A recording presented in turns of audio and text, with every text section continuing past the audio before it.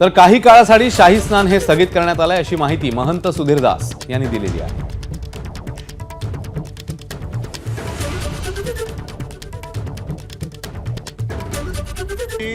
स्टॅम्पेडिंग संगमावरती झाली आहे। सुमारे 500 व्यक्ती घायल झाल्या आहेत। त्यामुळे आत्ता आखाडा परिषदेने निर्णय घेतला आहे की जी शाही स्नान आहे ते तात्कालिक अजून रद्द केलं आहे। मुख्यमंत्री स्वतः आखाडा परिषदेच्या अध्यक्षांशी संपर्क साधून आहेत आणि ते विनंती करत आहेत की संत महात्म्यांनी जो वेळ दिलेला आहे तो निर्धारित वेळ कमी करावा। परंतु अजूनही आखाडा परिषदेने निर्णय घेतलेला नाही आहे की शाही स्नान करावं की नाही। कारण जर शाही स्नानाला संत महात्मे संपूर्ण रथावरती जर बाहेर आले तर हजारो संत महात्मे साधू त्यांच्याबरोबर येतील आणि व्यवस्था गोंधळेल।